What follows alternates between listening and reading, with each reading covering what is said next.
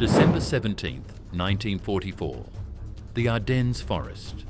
This is where Hitler launched Operation Wacht am Rhein, his last desperate gamble to split the Allied armies and reach Antwerp.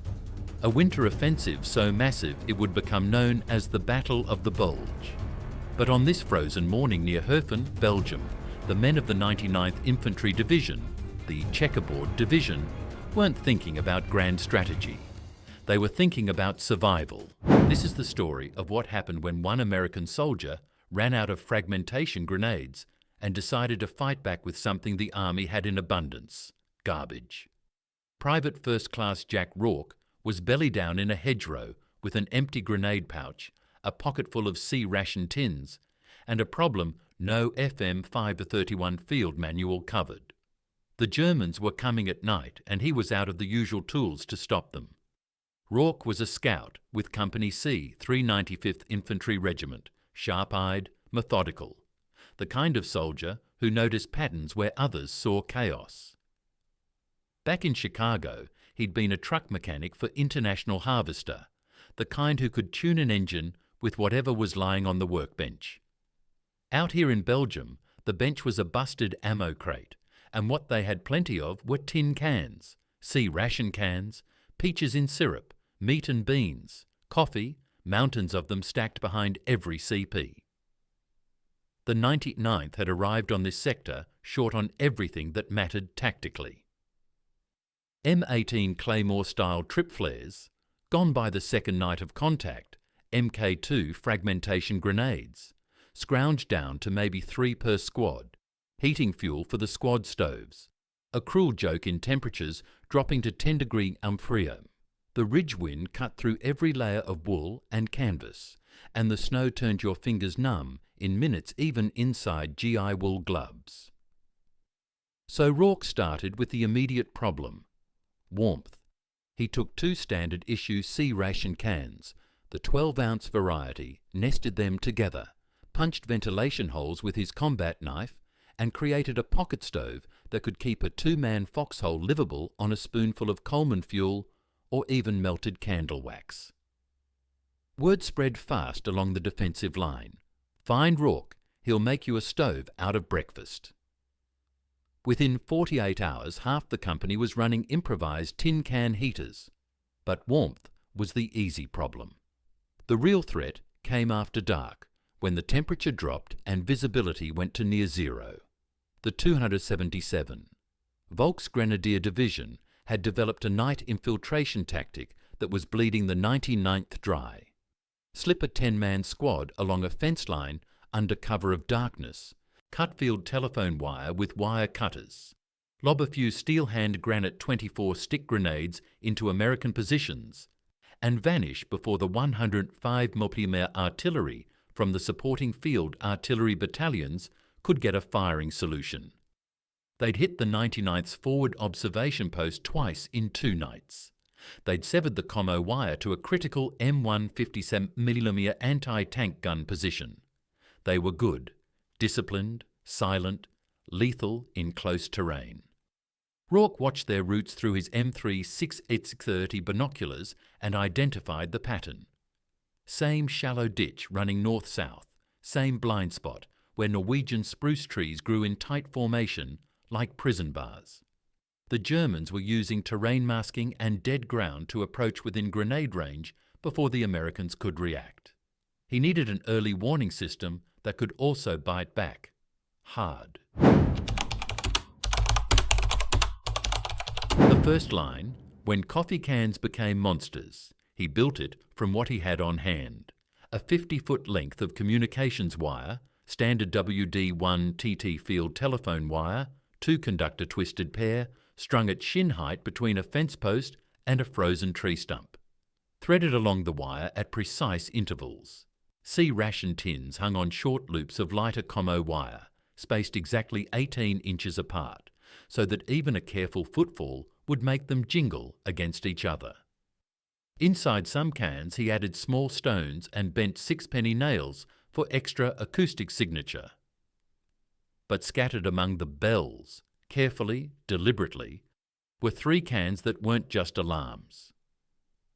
These were packed with quarter-pound blocks of Composition B plastic explosive from engineering supplies and wrapped with fragments from a broken entrenching tool for shrapnel effect. Each was rigged with a standard M2 pressure release firing device scavenged from mine components, set to detonate when the main wire took approximately 15 pounds of tension, about what a man's boot would generate if he snagged the wire hard while trying to move quickly. This wasn't exotic engineering. It was basic, field-expedient ordnance, the kind taught in the Corps of Engineers demolition courses and covered in the combat engineer training circulars. The innovation wasn't the explosive charge itself. It was the integration with an acoustic early warning system and the deliberate placement along a known infiltration route. Rourke walked the route 3 times with a scout's instinct, until the wire looked like nothing at all in daylight, but became a tripwire of sound and consequence after dark. He set the last piece, a bright, innocent-looking empty coffee can tied to a taut strand at the ditch bend, where any infiltrator would naturally step, and slid back into the hedgerow with his M1 Garand across his arms and the EE-8A field telephone coiled at his knee. Down the slope, a Panther OSF. G idled, its Maybach HL230 engine tinting the spruce trees with grey exhaust smoke. Somewhere in the distance, an MG-42 machine gun, firing its characteristic 1-200 rounds per minute, pulsed 3 short, disciplined bursts. Then the darkness deepened.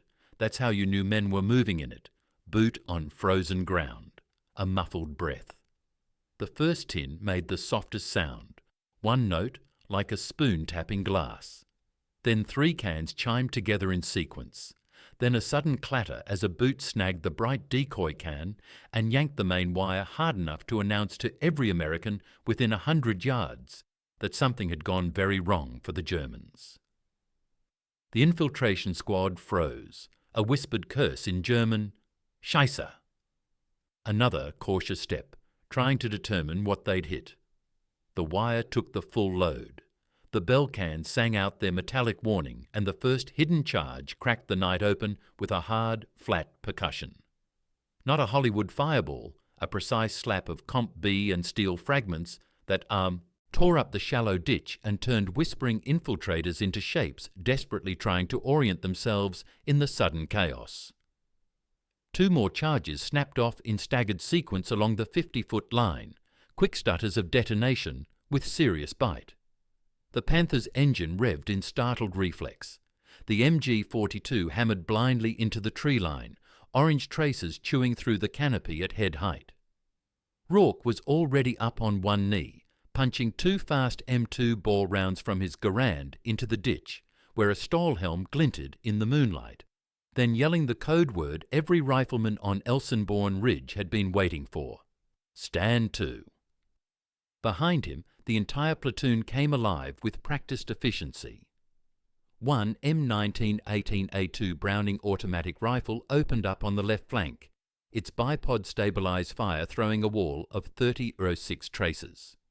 A 60mm M2 mortar crew dropped white phosphorus smoke directly onto the Panther's last known position, screening the German armour support. A squad leader on the EE-8 field phone was already shouting 8-digit grid coordinates to the 105mm M2A1 howitzer battery of the 371st Field Artillery Battalion that had been standing by with VT proximity-fused rounds for exactly this contingency. The ditch, that had been a covered approach, became a fatal funnel. The funnel became a kill zone. And a string of tin cans, the kind you'd laugh at in daylight, had just cracked open a German night raid like splitting a rotten log with an axe. When it was over, maybe 5 minutes of sustained fire, not hours, the snow was streaked with black powder residue and blood. 9 Volksgrenadiers lay in the ditch and on the verge. Another had stumbled back into the trees, leaving a blood trail a child could follow in the fresh snow. The field telephone line to the 57mm AT gun was intact. The Panther backed away with its engine coughing, the crew probably trying to rationalize a story about mines, about booby traps, about anything except getting ambushed by tin cans. Rourke exhaled for the first time in 5 minutes and looked down at his empty grenade pouch, then at the clattering souvenir still wired to the fence post. In a sector starving for supplies, the thing they had the most of had just saved a platoon from being overrun. The evolution, from Scout's trick to Ardennes doctrine. The dawn after the raid tasted of cordite and cold coffee. Word moved faster than official sitrep channels. A scout with Company C and some commo wire had turned a German infiltration into a bloodied retreat. First Lieutenant Harding from Battalion S2 Intelligence came out to walk the line personally, his boots crunching through snow, eyes fixed on the trampled ground where men had fallen. He found Rourke squatting by the fence post, polishing a dented coffee tin with the corner of his OD wool shirt, like it was a holy relic. "How'd you rig the charges?" the lieutenant asked carefully, expecting some detailed technical report about demo training at Fort Belvoir. Instead, Rourke shrugged, pointed to the wire and the space cans, and said simply, "Made do with what we had, sir. Comp B blocks from the engineers, M2 pressure releases, standard field expedient." That was both an answer and a tactical innovation report. Harding didn't press for formal schematics. There weren't any to file in triplicate. He radioed battalion, enemy probing force, estimated squad strength, neutralised sector, Charlie 3, multiple probable KIA, recommend increased night security and wireline defensive measures on exposed approaches. That radio transmission sent two things up the chain of command simultaneously. Approval for the 150mm batteries to maintain fire missions on call, and intense curiosity from the 707th Ordnance Company about the improvised devices. The 99th's field-grade officers called it creative problem-solving. The company-grade officers called it brilliant tactical adaptation. The men on the line called it survivable. And that afternoon, rifle squads across the entire regimental sector started copying the concept. Wherever wire could be strung between tactical positions, someone hung a can. Peach tins, sardine tins, half a crate of molasses cans from the battalion mess. Anything that jingled distinctly from a careful footstep became an acoustic early warning system. But the real innovation wasn't just the sound, it was the ratio of warning to consequence. A single bell might spook a deer. A bell followed by a controlled quarter-pound detonation turned stealth infiltration into catastrophic spectacle. Rourke taught squad leaders and NCOs to space the cans in a specific sequence. An early soft jingle to provide initial warning, a louder cluster spaced 15 feet further to disrupt formation movement, and a hard can hidden as the final surprise that would break up any element that tried to push through under fire. Word spread beyond Elsenborn Ridge through informal channels that moved faster than official training bulletins. The 2nd Armoured Division's reconnaissance elements set up tin-string defensive belts across vehicle access lanes at Chinon. An infantry battalion from the 1st Infantry Division at Butgenbach adapted cans as improvised position markers, slipping them onto engineer stakes with oil-soaked rags to create dim recognition lights visible only to friendly forces using the correct approach routes. The cans did more than warn. They became genuine force multipliers in the doctrinal sense. A tin clatter could sell the location of a prepared ambush position and draw enemy forces into pre-registered artillery kill zones. A cleverly hung series of tins might make a German squad think they'd stumbled into a defensive minefield and force them to withdraw before American forces even had to reveal their actual positions. That psychological force multiplication, uncertainty amplified by unexpected acoustic signatures, proved as valuable as any high-explosive charge. Of course, the enemy adapted quickly. The German army wasn't stupid. By December 22nd, reconnaissance elements from the 12, SS Panzer and the 3 Fallschirmjäger Division had learned to test fence lines with bayonets first, to send a single-point man forward to probe suspected defensive positions, to slow their infiltration approach and listened carefully for the telltale acoustic signatures. SS pioneers began using felled trees to block what they suspected were can-line defensive positions, and specialist squads wearing captured American uniforms and speaking English tried moving silently through the spruce forests to locate and disarm the improvised systems. The tins gradually lost some of their tactical surprise value as the Germans learned to expect them. But their rapid evolution into integrated alarm systems had already bought critical hours, disrupted multiple planned operations, and cost the German forces men and equipment they couldn't afford to lose. The Panther that had limped away from Elsenborn that first night needed mechanics, spare parts, and fuel to become combat effective again. Resources the German offensive was burning through faster than supply could replace, and time that Field Marshal Model's operational timeline couldn't afford to waste. Christmas Eve, meet the Tin Symphony. By Christmas Eve 1944, the 99th Infantry Division's defensive sector on Elsenborn Ridge had evolved from desperate improvisation into something approaching doctrinal sophistication.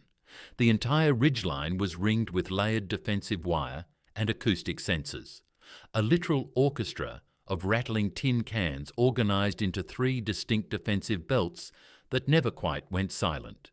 Private Jack Rourke had effectively transformed the northern defensive front into a comprehensive listening post. Every likely approach, every drainage ditch, every game trail now communicated through a different acoustic signature.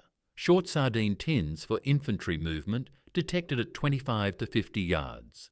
Tall coffee cans for vehicle traffic audible at 100 plus yards. Heavier units loaded with stones and gravel to distinguish between wind vibration and actual human activity. Each rifle platoon developed its own acoustic signature profile, so listening posts could identify by sound alone which unit was moving where along the defensive line. Some defensive belt systems terminated in standard M49A1 trip flares.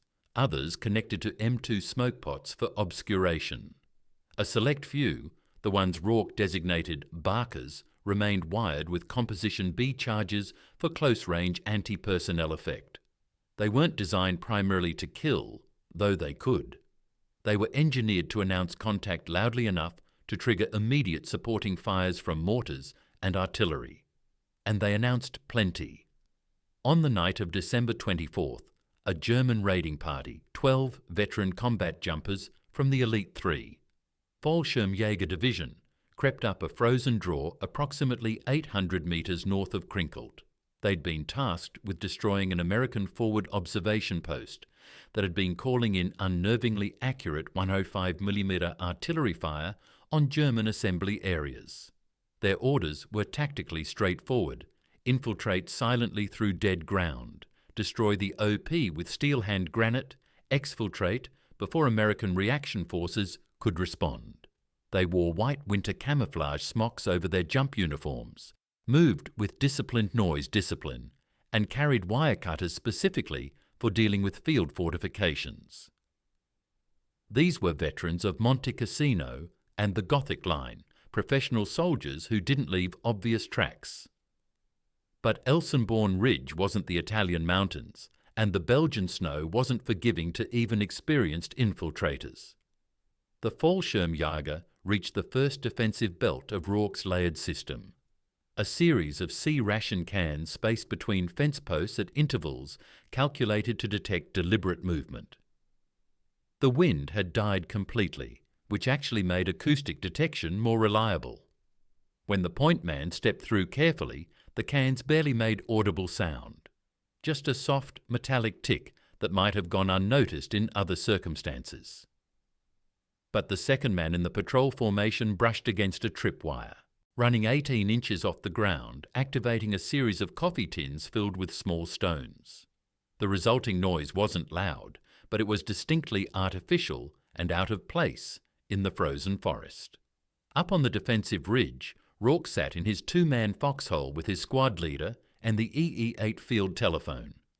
He froze mid-sentence, one hand raised. "Hear that?" he whispered, already reaching for the handset. Could be wind, his squad leader muttered, without real conviction. Negative, Rourke said quietly, already keying the phone. That's movement, human, multiple contacts. He transmitted the pre-arranged code. Whisper belt 3 active, sector blue, multiple signatures. It was all Lieutenant Harding at the company CP needed to hear. Within 30 seconds, the entire defensive response was activating. 60mm mortar crews adjusted their M2 tubes to pre-registered defensive fire coordinates. Bar gunners shifted positions slightly in the snow to cover interlocking fields of fire. The entire defensive front came alive, quiet, measured, waiting with disciplined patience that comes from good training and recent combat experience. The Germans didn't know they'd already been detected and tracked. They crossed the second defensive belt carefully, triggering the acoustic sensors twice more. One of the Fallschirmjäger squad leaders turned to whisper movement instructions to his companion. And precisely at that moment, his tactical world exploded. A pre-registered 60mm mortar barrage walked up the draw from front to back. M49A2 He rounds with VT proximity fuses timed for airburst detonation 20 feet above ground level to maximise anti-personnel effect. The first 2 paratroops disappeared in the instantaneous overpressure and fragmentation. The survivors tried desperately to scramble laterally out of the kill zone, but the defensive wire belts tangled their equipment, tripped them, dragged them back into the registered impact area. Supporting fire from 3 M19-18A2 bars on the ridge raked the draw with interlocking grazing fire. By the time the fire mission lifted 3 minutes later, 11 Fallschirmjäger were down and combat ineffective.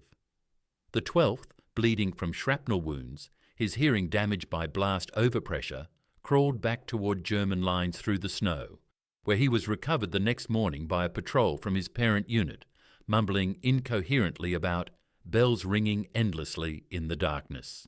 When daylight came on Christmas morning, Rourke and a fire team from his squad went forward to inspect the contact site and recover any useful intelligence.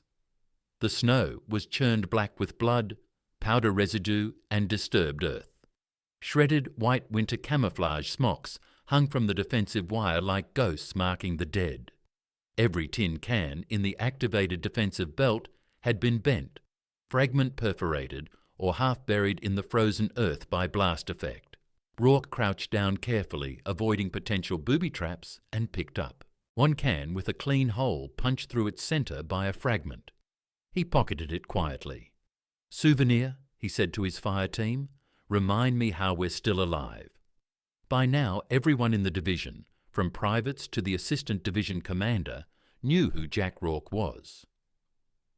Combat engineers from the 324th Engineer Combat Battalion came out specifically to study his defensive lines, taking detailed notes and field sketches for potential doctrinal development. A captain from Division G2 Intelligence requested a demonstration, thinking the reports might be exaggerated field rumours. Rourke obliged professionally. He led the officer 50 metres into the forest and told him to walk forward naturally, as if approaching an enemy position. The captain made it exactly 3 steps before acoustic sensors activated. 2 more steps and a trip flare ignited, bathing the trees in harsh chemical red light. Now imagine that same scenario with interlocking machine gun fire and pre-registered artillery, Rourke said without inflection. The captain simply nodded once and told him seriously, "Keep doing exactly what you're doing, soldier. Exactly." New Year's Eve, when garbage defeated German armour. New Year's Eve, 1944. The snow on Elsenborn Ridge had hardened into load-bearing ice. The temperature had dropped to 5 degrees. The German winter offensive was dying operationally. Everyone on the line could sense it, but no one dared say it aloud yet. The 99th still faced German armour, real armour, King Tiger heavy tanks, Panther medium tanks and SDKF Z-251 armoured half-tracks probing for weak points in the American defensive positions. For Rorke, that operational reality meant one thing. His tin can alarm system had to evolve again to address a completely different threat profile. The enemy had largely stopped sending individual soldiers crawling on their bellies through the snow after dark. Now they were sending 45-ton and 70-ton machines crawling on steel tracks, trying to exploit the same valleys and approaches where the Volksgrenadiers had been decimated weeks earlier.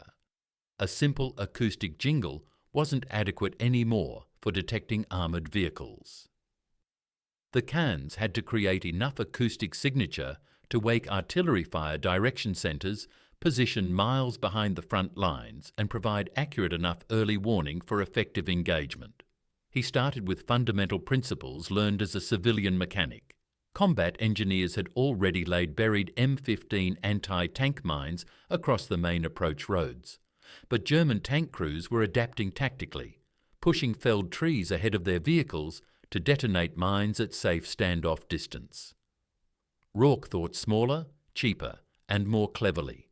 He understood that armoured vehicles operating at night weren't blind. They were deaf to everything except their own engine noise and couldn't trust their supporting infantry scouts in darkness and terrain like this. So he decided to give them something new to fear.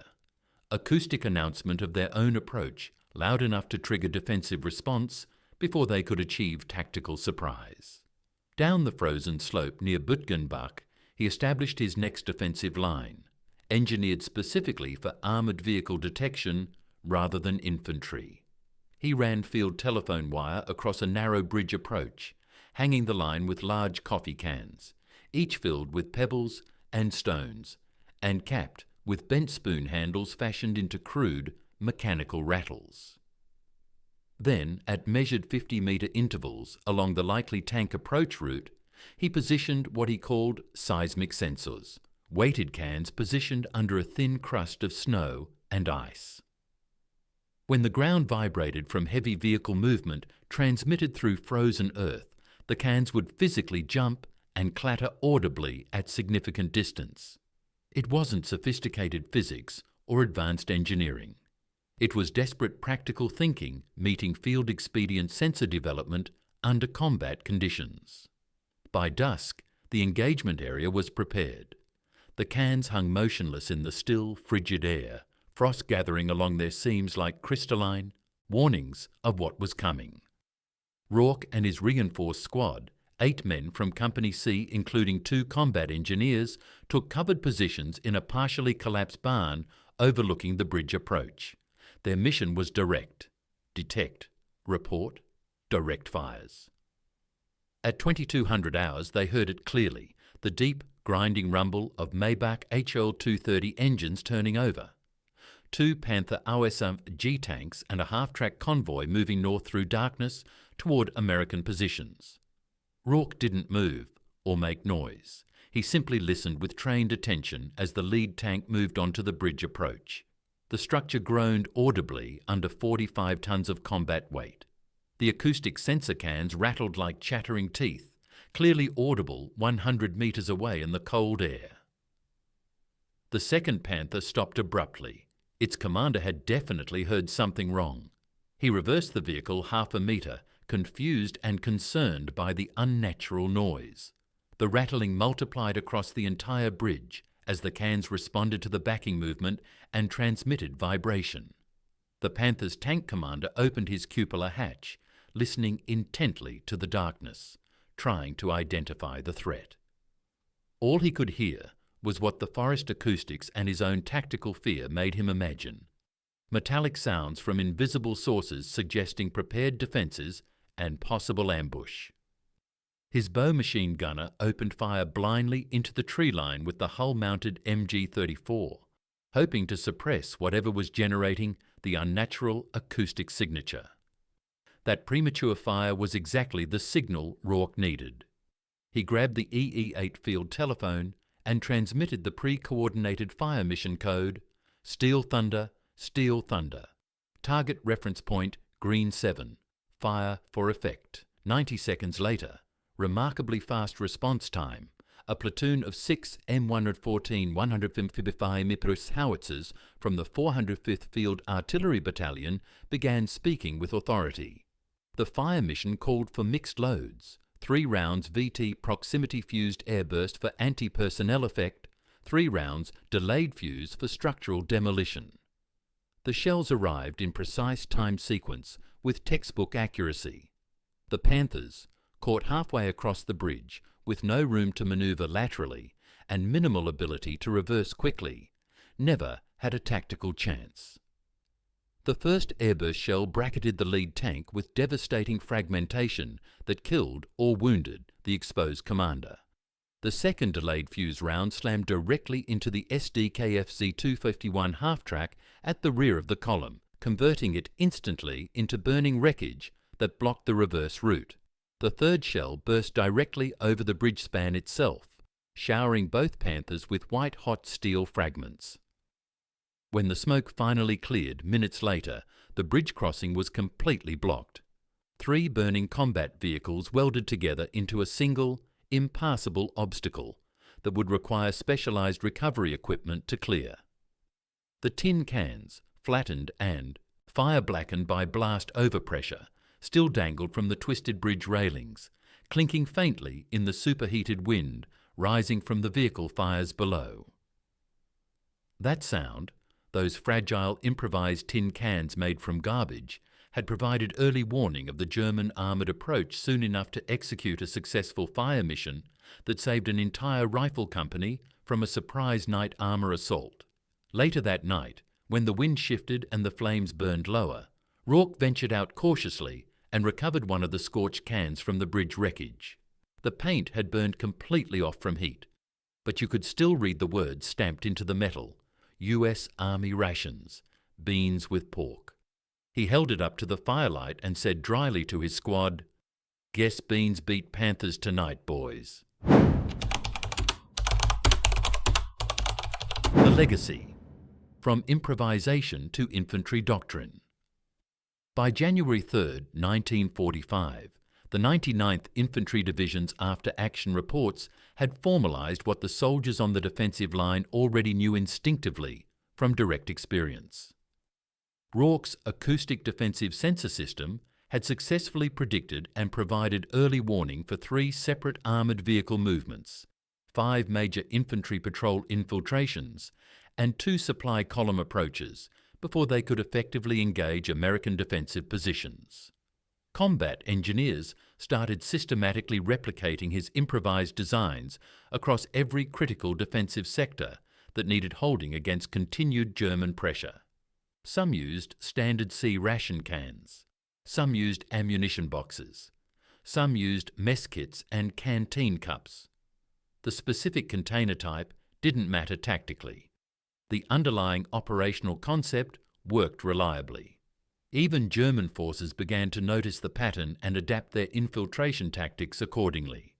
Prisoners taken from the 12 SS Panzer Division and 3 Panzer Grenadier Division admitted frankly during tactical interrogation that their reconnaissance patrols had begun carrying spare wire and wooden sticks specifically to probe for and knock aside suspected acoustic sensor lines in darkness before attempting to advance. One captured Oberfeldwebel described the omnipresent rattling as the voice of the American enemy, always listening, always observing, never sleeping. When Germany's unconditional surrender finally came in May 1945, Jack Reich returned home to Indiana in October. He never spoke publicly about his improvised defensive innovation, figuring every combat soldier in the European theatre had similar stories. But in 1962, when a training officer at the US Army Infantry School compiled an official field manual on improvised defensive measures, one specific section mentioned acoustic perimeter alarm systems constructed from ration containers and communications wire, originally field-tested by US infantry forces in the Ardennes sector, winter 1944-1945. Today, at the National Infantry Museum at Fort Moore, Georgia, one modest display case occupies a corner of the World War II gallery. Inside rests a single rusted tin can, fragment perforated, half crushed, still threaded on a corroded length of WWII TT communications wire.